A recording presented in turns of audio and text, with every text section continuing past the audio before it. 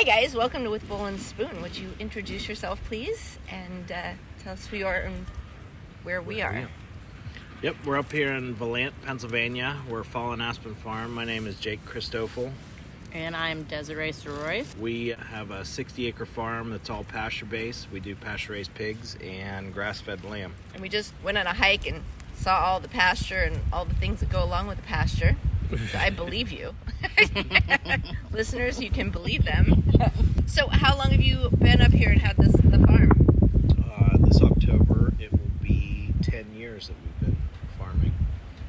And we started with eggs and garlic, and then we went to meat birds, then we did meat rabbits, and then we got some goats, then we got some pigs. Pigs came before the goats and the meat birds.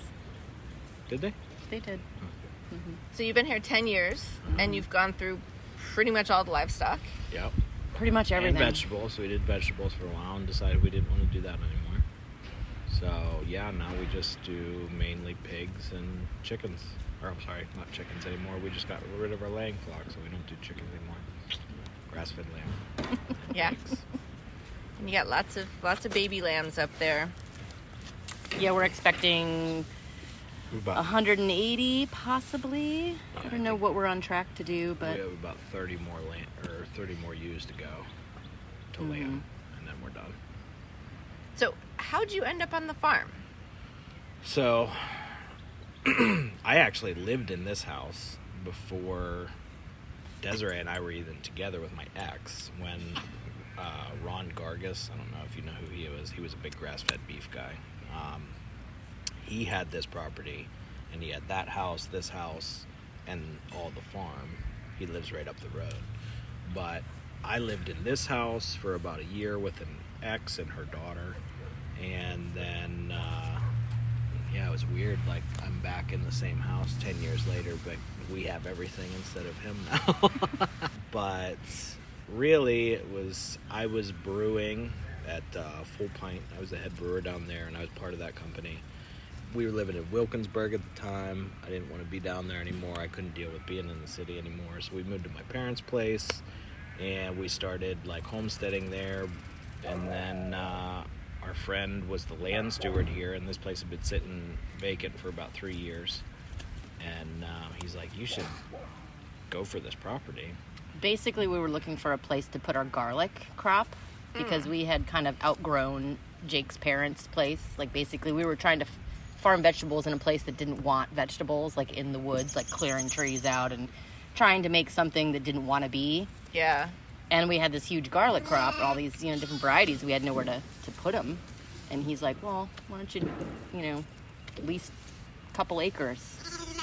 And Jake was like, no, I want all 60 acres. All of it. I didn't want some weirdo showing up renting the rest of the property and then me not getting along with them or something like that. You know what I mean? Yeah. So, and I So knew you took that, all 60 at once? Yeah. It took about probably 4 or 5 years to actually move into all of it. Be utilizing all of it ourselves. Mm-hmm. That was it. And we just been here ever since. We actually didn't live here for the first year because somebody was squatting in this house. But also the farm was kind of a mess too because the hydrants had all been pulled up and we moved animals into here. We had ducks and chickens at that point, 100 of each, I believe, that we had at Jake's parents where we were on that property, and then we moved here and we had no way to water them because the hydrants were just pulled up. Well, we had the one down by the barn. Yeah. But shortly after, our well failed because it was only about 30 or 40 feet deep.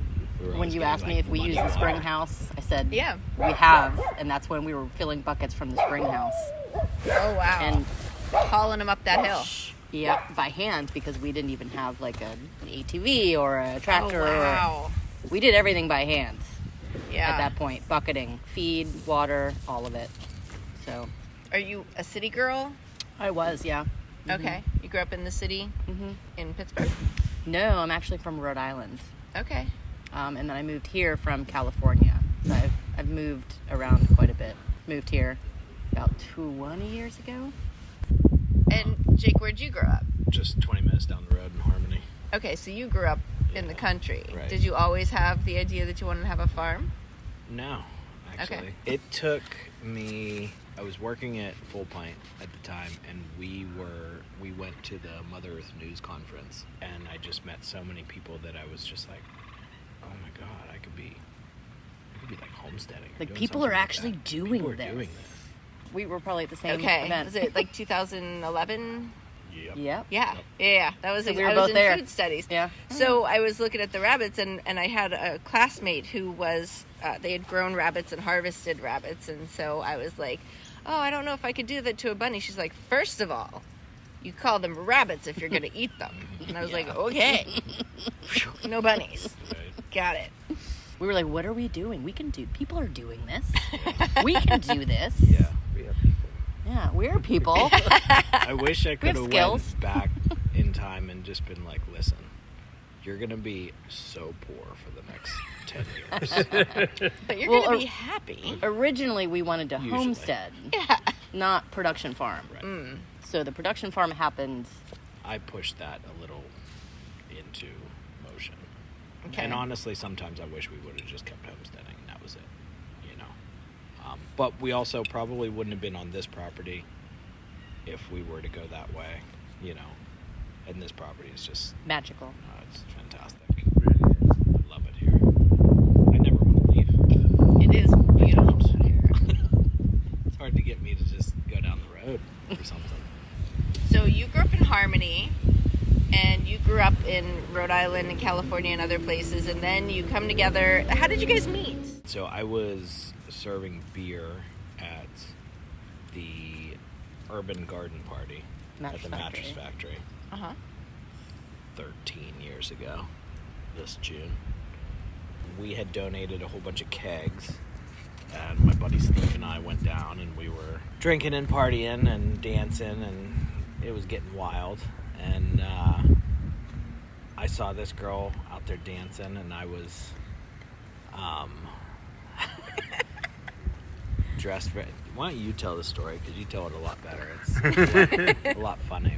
They don't need to hear the whole story, No. but basically, Jake was this obnoxious, short person that I was just like, who is this? He just kept trying to talk to me, and I was just like, who is this person? And just kept pushing him away, and he just kept coming back. He just kept coming back, and I was like, okay, all right, okay. And, yeah, so that's basically how it started, him being obnoxious and persistent, which is him, basically. He's very persistent. You didn't tell him about my ill-fitting outfit. Oh yeah, he looked like he was wearing his like dad's suit from the 70s, like that didn't fit him. Pinstriped, poorly fitted. Just bought a shirt, put it out of the package from, you know, Had all the creases in it. all the creases in it. And we just met up and we were at Gooskey's. At my friend was going away from my work, and he followed us there. Long story short, I stole her phone, texted myself, so I had her number. Stole my And then shoe. I text her the next. Stole her shoe. She stepped in broken glass. I had to pick her up and carry her out to the sidewalk. Lots of That things. could have happened. gone really, I think really she punched wrong. me in the I face mean, a couple I times. punched that him. night. Wow, it's like we have the same story. Roles are a little reversed, and I still get punched in the face. But that night we started talking about farming. Like literally. That's that what night? that's No, what that night we were dancing. I said, "Do you want to move out to the country with me and and start a farm?" start a farm. And I was like, I want to farm. Like, because I was getting into food and where my food came from, and I was like really going that way. You know, growing a garden, doing all those things, getting into canning, like preserving, kind of the homesteading thing. And I was like, yeah, that's what I want to do. Like, I thought, like, did someone tell you that? Like, how do you know that? then you were really suspicious of him. I was And like, all of his what's going on? motivations. Our first ever like conversation was about farming. That was When it. you realized he wasn't going away. It was not going away. Nope, we had to do a beer fest all the day the next day. And then we came home and we were about to fall asleep. And then she finally texted us back. We're like, oh man, the girls texted us, we're going out. After we've been awake for like 48 hours almost. And then went out and stayed up all night again. That was it. The rest was history. We stayed up all night, and then we were together nonstop from then on out. So you already had the idea to have a farm.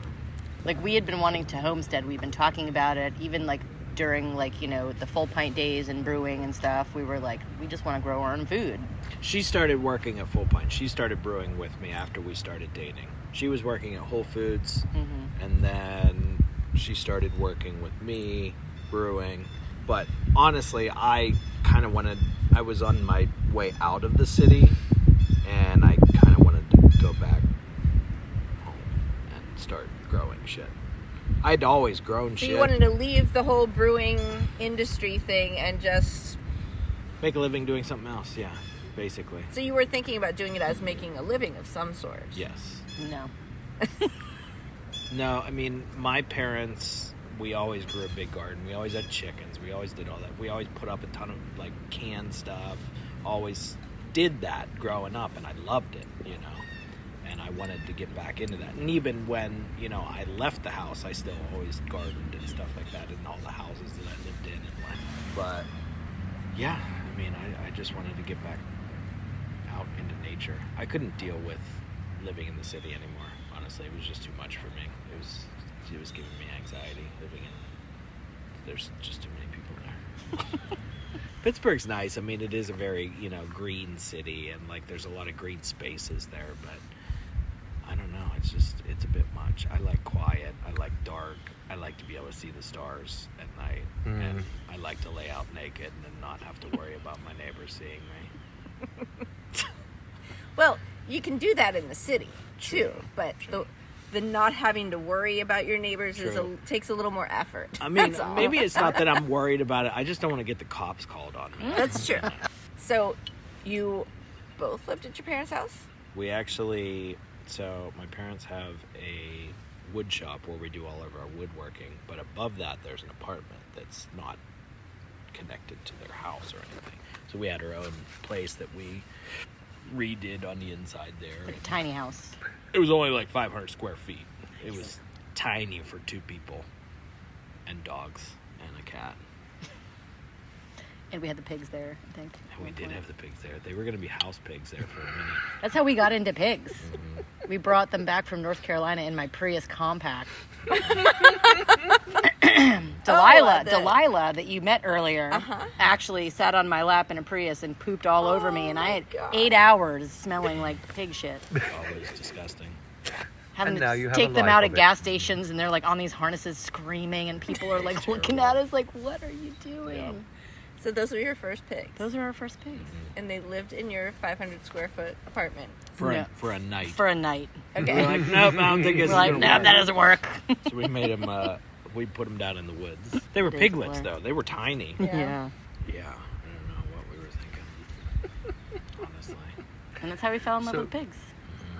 So an Honestly. awful lot of grand plan. We'll figure it out as we go. Oh, we'll yeah, figure it out totally. when we get there. Yeah. 120%. No, more like no plan at No all. plan. Let's just do this. Fly by the seats of our pants. Jumping off those cliffs. We will figure it out or we will not. We flew by the seat of our pants for about 5 years. Either way, there will be vegan.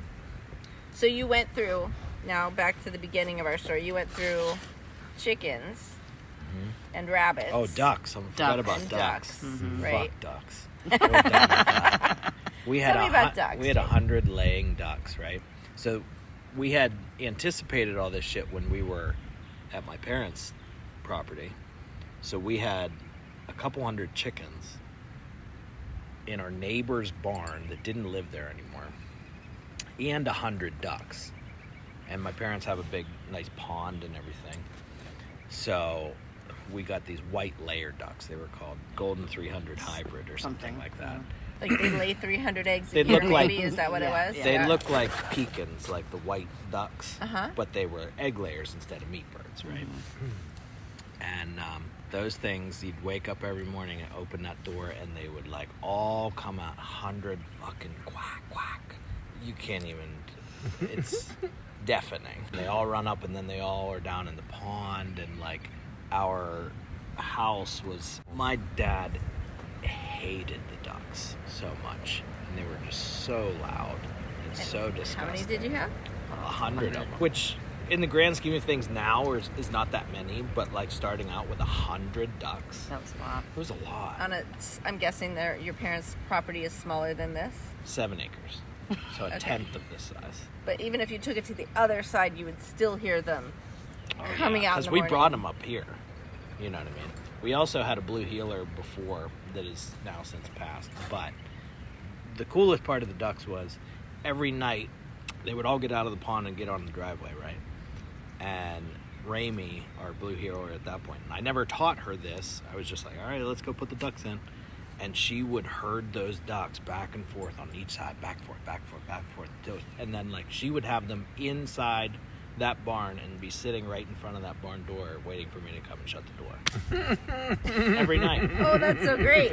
It was cool. pretty incredible. But I wonder if I still have videos of that. We sold a lot of eggs. We used to sell eggs to the co-op, and we would do corn and soy-free organic feed.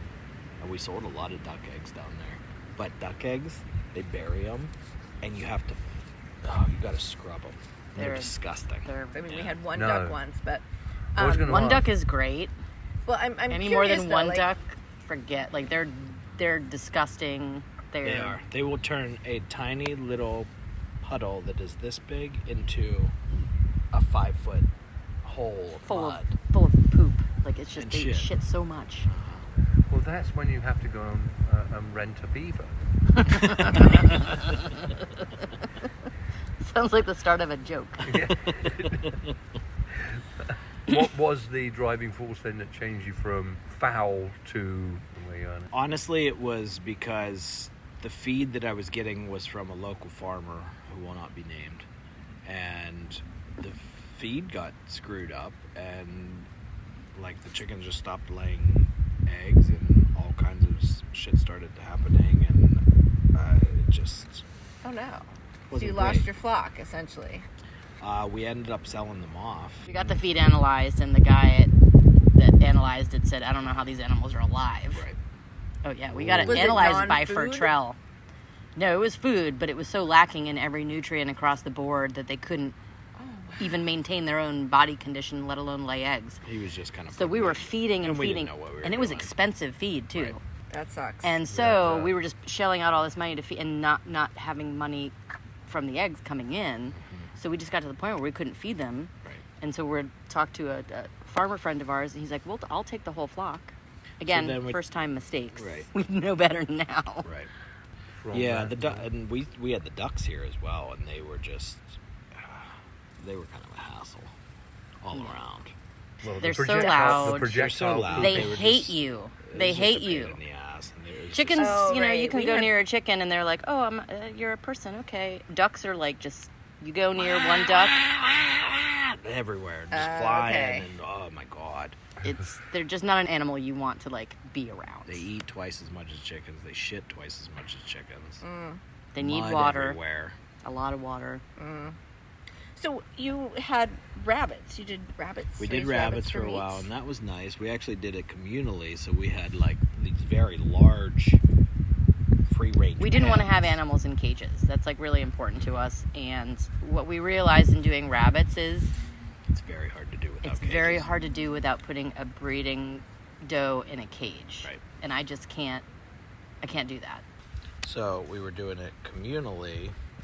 That works, but they also get respiratory problems and everything when you're not changing out their litter like very, very often. But we also were growing vegetables at that time, so we were literally bringing like Totes full of wheelbarrows kale and- down yeah. of like kale and collards and cabbage and trimmings and all kinds of stuff. Mm-hmm. It was phenomenal rabbit, and they ate very well, and it didn't cost us very much. But also, people are not into eating quote unquote pets. Yeah, rabbit has not Hasn't kept really up taken that off. reputation of food. Yeah, it's delicious and it's lean as anything. I'm really surprised. It's one of the healthiest, like fastest growing, like meats. Like Yeah, and you but, can very minimal feed. but nobody wants to. there was no market for it. No market the for market's it. been And the only destroyed. market for it was restaurants, but they wanted it. They wanted so many at a time that to scale up rabbits is not an easy task because, again, we're talking about cages and we're talking about, We really wanted to do it. We tried doing them out on, like, almost in, like, a mobile pen style thing, like what you would do with chickens, like pastured birds, that you moved every day. And that worked for a while until the rabbits decided that we're going to dig out of here. Oh, they do dig. So, yes. like, we would... I just remember so many times coming out, and I would just see these little white... Oh, and having to things catch like everywhere. 50 rabbits, Oh, it's like terrible. all the in a time. field. In a field. You catch An rabbits. open That's field. All the time. How many did you lose with that method? Who knows? Who knows? It's been so long now. We still have the wild population of You know what? We did have that. domesticated We rabbits did out have a here. wild population. There were like What did we two- call them? I can't even remember. We just They had names, but they Yeah. got out, and then they just like lived around the barn. the and in Feral woods. Rabbit Coalition is what we named them. But like And they you'd would see just, them like every once in a while. They're they like, oh. they stuck around for a couple years. Yeah. You know, but they can't breed with our rabbits in Oh, so they America. probably just died off. right because most of those are European stock and they can't breed because they're a different genus. So, They were living their best lives though. oh yeah. Good for them. From there, we started doing meat birds, and then we were like, let's do this. We can do really good meat birds. We started with Cornish, and then we were like, yeah, we could do a lot better than this. And we tried Rangers, and they were like, this is okay. And then we found some Hubbard type birds that we thought were phenomenal, and that's what we still do, which are basically a mix between Cornish and the Rangers, right? The best things about the Rangers, the best things about the Cornish. Everything.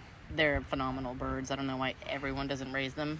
Cornish, I don't feel have enough flavor because I mean And they don't move. They're like these sad things that just, they don't eat grass. They don't eat bugs. They eat just a little bit, but not very much. Feed.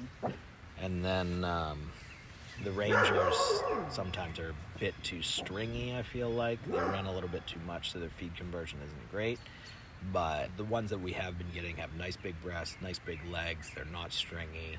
They forage a lot. The last ones we did them corn and soy free, and we finished them on sour milk from our cow. Best chicken I've ever eaten. Just so much fat inside of that cavity, and just Fistfuls of fat. by far the best birds we've ever raised this past year. So are these heritage breeds? It's a hybrid. They're called Hybrid breeds, yeah. The Roland S is what they used to be called. right. The Roland S was the ones that we used to get. Those were from Metzer Farms out in California, but they're a mix. Which came first, the pigs or the sheep? Pigs. The pigs. We got Brutus and Delila. Brought them back from North They Carolina were the house pigs. in the Prius. We Next- did that actually twice too. Yeah. Brought back 2 sets of pigs from North Carolina. We were at it. We actually had a beer tasting of imperial stouts, and as you can assume, we got a little juiced up on that. And then Doesn't our- take That was my our plan friends. because Yeah. I always wanted a mini pig. And then our friends are like, "You want to go see some pigs? We're thinking about getting some." We're like, "Yeah, let's do that." And then we're like, "Let's get some pigs and drive them home to Pennsylvania in the Prius." But they weren't mini pigs. So they were. There is smaller really breed. no such thing as a mini pig. It's you restrict feed. That's how you get a mini pig, Interesting. pretty much. They're smaller. I mean, They're you saw just Delila, like model pigs. how small she was, even though she's like looks like a little hippo. She didn't seem small. Just saying. Yeah, Okay, Delilah's small. small. I have pictures. I'll put up. small. I'll label it Delila, so people can see what you think is small. She's mainly Ossabaw Island Hog and Cooney, which are smaller breeds regardless. But Ossabaw They're Island Hog is beautiful. actually a feral breed, so she looks more like a boar than like a wild boar compared to most of our pigs. She's razorback.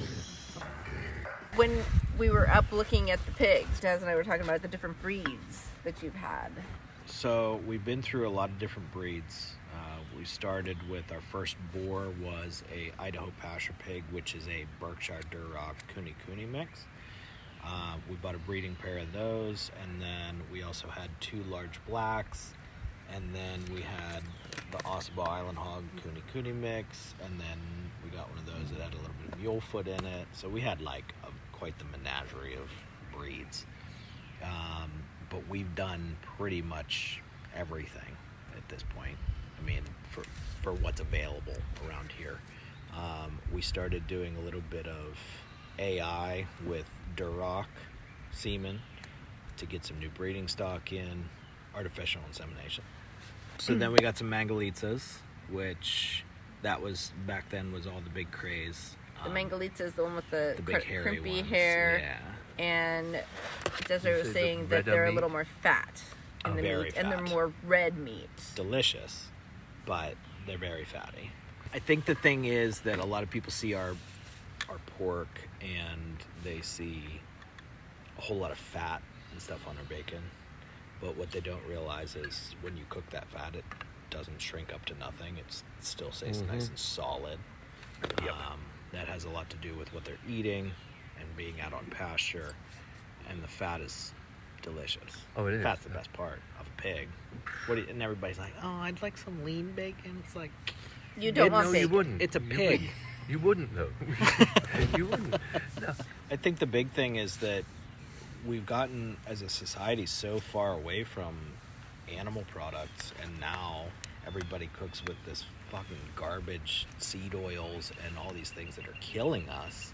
And what we really need to do is go back to tallow, lard, butter, just I mean, that's my personal opinion, obviously, but I just don't think that all the stuff that is being manufactured now is just, I don't think it's great for us anymore. I mean, we do use a little bit of olive oil, some do. coconut oil, but I really don't think soybean oil, canola oil, all those seed oils, like those were made to go in engines, not in our food. No, this is it. I can keep saying this, but I feel like we are 2 generations away from actively knowing what our food is. Right. And having a relationship with it, whether it's like, you have a grandparent that could have wandered around these woods with you and brought home things to eat. They would know enough about local foraging to take advantage of even that, and that's lost. And I think we just rely on, it's here, they've already done the homework for us, they've already thought this through, so it must be good, it must be safe. And of course the reality is something utterly different. Right. And that's, that goes back to what I was saying about bacon, is like, you look at bacon and that fat was so useful. Lard that's what you cooked in, and that's what these breeds were meant to be. They were meant to be lard pigs, and that fat is delicious. To and fill good for your you. larder. Right. To to have that in the lean months. So we were talking earlier about the breeding, and so you've got what's it called again? The Mangalitsa? Mangalitsa. And you're trying to breed that with another one? We Tell- did. yeah, tell me we what's we going crossed in Duroc. We also crossed in some Old Spot, and a little bit of Hampshire, which the Hampshire got way too big, and he was starting to hurt sows because he was too big. But He was the skull you saw inside. yeah, the mouse. Oh, yeah, I got the fat skull boy. pictures. I used to That's ride great. him around like He was such a lovely pig too. It was sad, but he probably weighed about 700-800 pounds. He was massive. Oh my God. He was monstrous. it was either he goes or sows get injured, and we can't have that. So Yeah. How did the lambs come about? We got a starter flock that was Icelandic and Black Welsh crossed with Gotlands, and a ram and 6 ewes, and we started out with that, and that was fun, and we just really slowly grew that herd, and as of this year we have about 100 ewes now, and it takes a long time to I grow. forgot about the cows too. We had cows. We did do beef cows for a while. Oh, wow. Yeah, belted Galloway, and it was delicious. And we just had to choose beef. We were doing too many things. Beef or lamb, and we decided to Do sheep. go with the lamb. Sheep were easier to house. They eat less.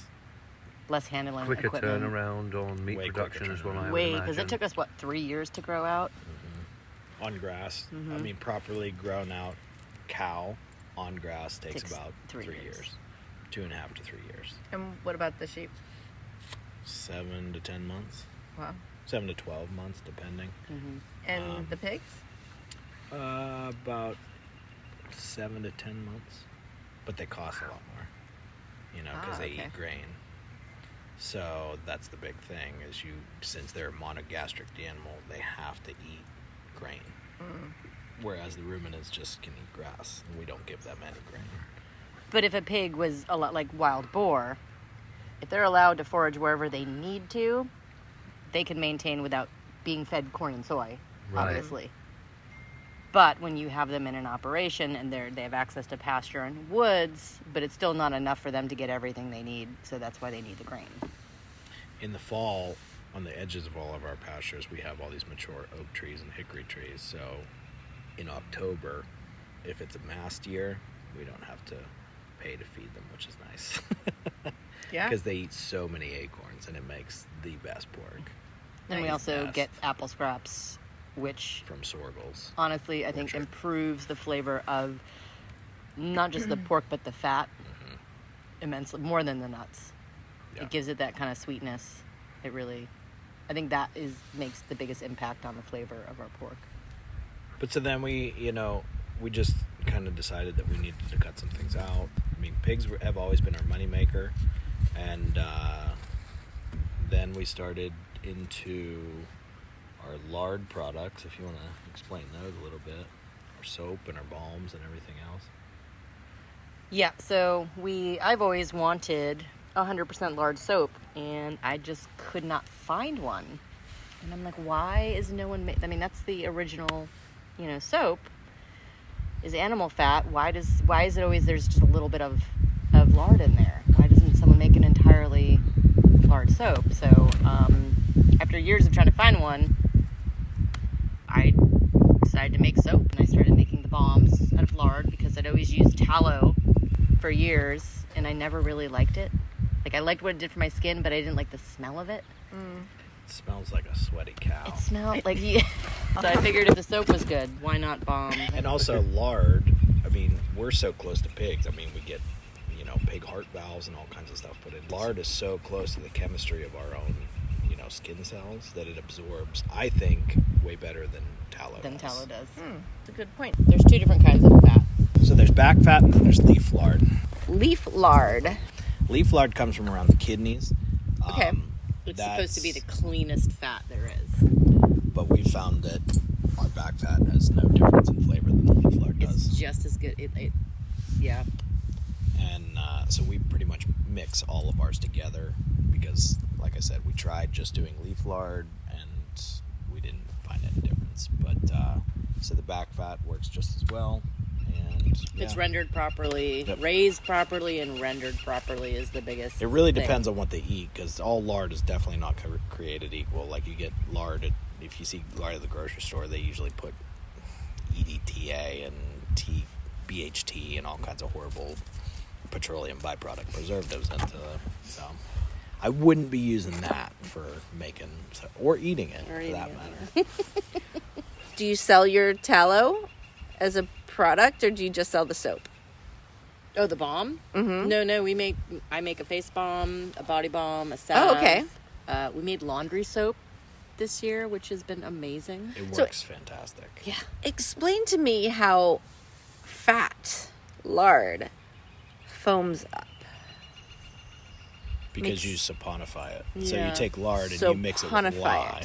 Okay. Yeah. So lye mixed with any fat, whether it's a plant oil or an animal fat, saponifies. Okay, thank you so much for that, because I've always wondered that. I'm like, how does the oil, it doesn't... Chemically, it actually turns into a salt. Mm-hmm. Gotcha. When it saponifies. So all soap is actually a salt.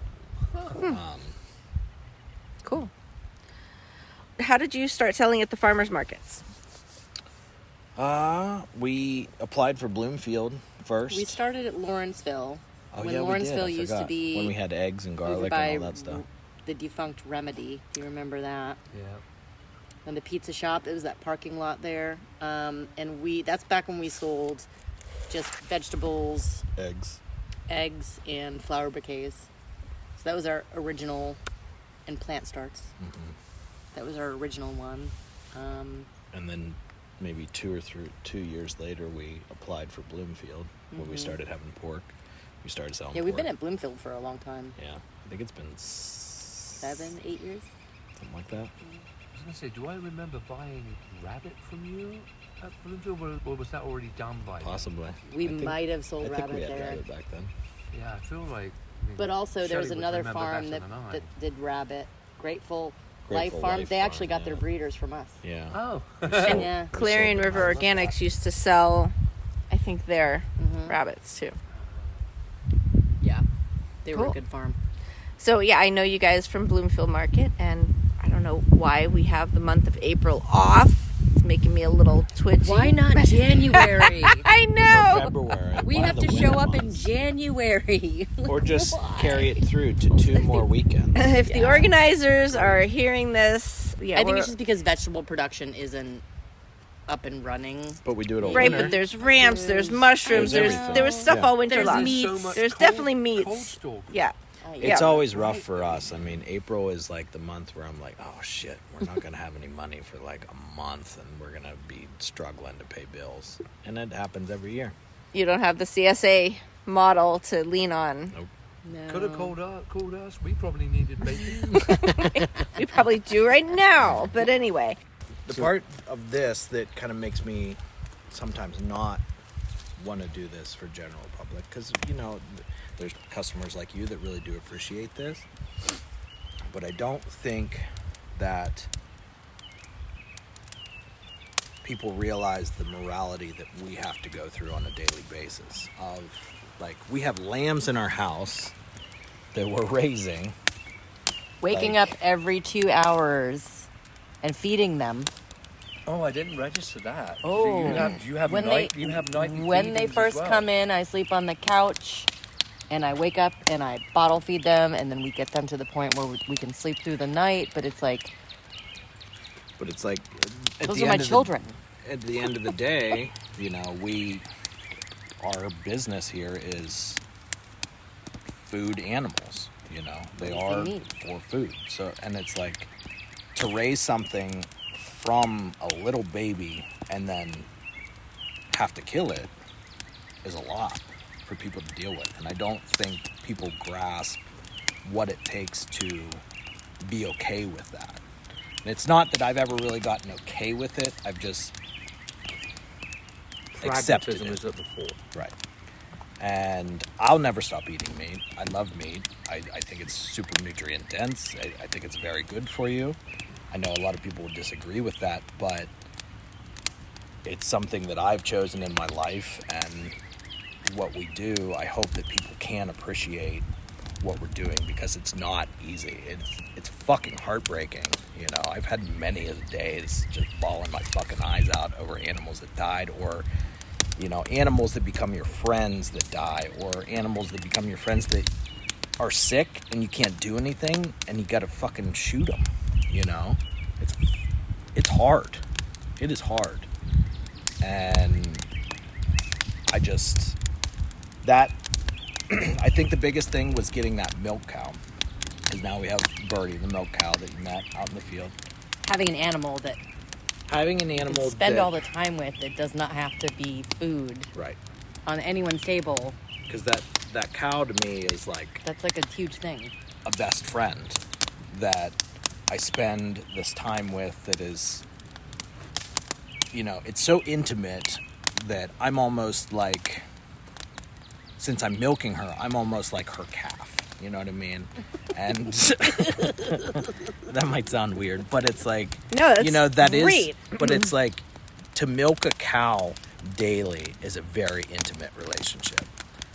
And to be able to get so much sustenance from something that you don't have to kill has changed my whole outlook on everything that we do on a regular basis, and has made me really question about what we're doing and why we're doing it, and do we want to keep doing it? Because I just don't know how much it's appreciated. You know what I mean? Like, what we do. And it's like, so then sometimes I just want to be selfish and be like, well, fuck off. I'm just going to do all this shit for myself. But, you know, that shit weighs on you, and it weighs on me more as I get older. How No. do you grapple with, like, harvest day when you load them on a truck? Just say a prayer, be thankful, thank them all for their lives and everything that they've done for the land and fertilized the land. They came from the land. It's all full circle. And people always say it's like one bad day. And I kind of don't like that saying because it's kind of flippant to me. I also don't like But saying harvesting. Yeah. Like, you're killing an animal. You're taking its life. Just call it what it is. Yeah. Don't call it harvesting. Like, be real about it. We're not harvesting a crop. We're killing an animal. We're taking a life. And we're spilling that lifeblood on the ground. And it's fucking sobering, you know? Yeah. So don't pussyfoot around it. Say what it is, you know? Give it those words and have it have meaning, you know? I was vegan for years for ethical reasons, not health reasons, just entirely ethical reasons. I learned about the system and I was just mortified. Like that moment when I found out that this is actually what animals go through, I stopped eating meat that day. And then I met him. And he was saying, well, if you raise the animal and you know it's had a good life, would you be okay with that? And I was like, I guess I would. And then that started like a whole thing for me. And I'm like, people need to be doing this. Like, people need to be raising meat in a humane, respectful manner. Why don't we do that? Like, I'm okay with that. I still struggle. And not only that, I mean, like when you have a factory farm where these animals are mistreated, you've got a liability of all this excess waste that's going to nothing. Whereas here, all the excess waste, we don't need a manure management program. We don't need a fucking toxic pool of pig shit, like that is just spouting off ammonia and all kinds of different horrible gases. I mean, it all goes back into the ground. Like, the thing that geeks me the fuck out when I'm out in the fields is going and picking apart shit and finding dung beetles. You know what I mean? Yeah. Like that, I love it. That it's this, we are so a part of nature and we've gotten so disconnected from it and being in nature. And yes, killing an animal is part of nature. So You just deal with it. just deal with it. You have to. I mean, you accept it. I mean, plants are alive too. You know, I feel bad about pulling beets out of the ground. You know, I just like growing vegetables. I love growing vegetables. We grow a shitload of vegetables right there. And we put them up every year. But I still feel bad about harvesting them. You know? Because it's like, again, you take that little thing, a little seed, and you like watch it grow into this big, beautiful plant. And then you fucking kill it. And you eat it. So what you're telling me is you're just a big fucking sap. Yeah. Yep. That's about it. What's next for Fallen Aspen Farm?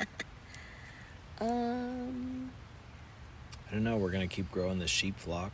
I really love the sheep. I really love having something that eats grass, honestly.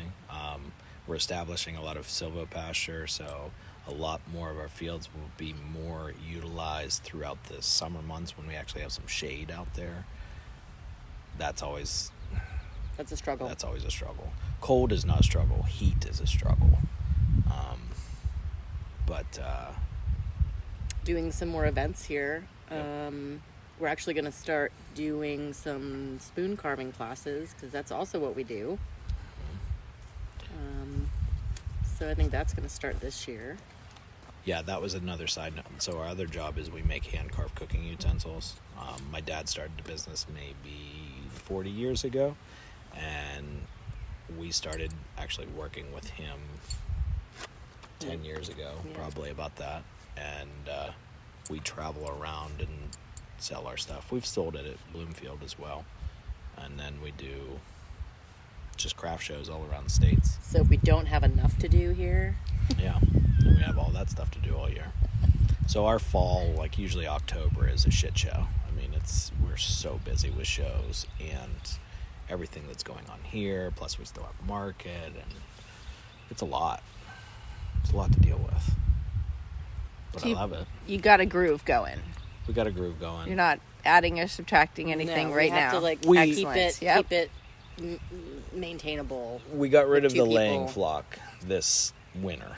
We're gonna take a break on eggs. That house over there, if they ever get that fixed up, we would like to rent that out and have some housing for workers or interns or whatever we want to do, some kind of pilot project like that. But as of right now, yeah, we're just surviving, enjoying life, seeing what the world brings us next, you know? Well, thanks for letting us enjoy your world for a little bit. Thanks for coming. No problem.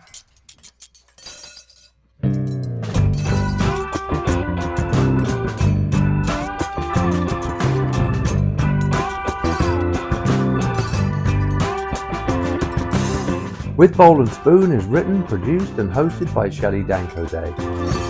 Original theme song was written and performed by Paul LeBreeze and friends.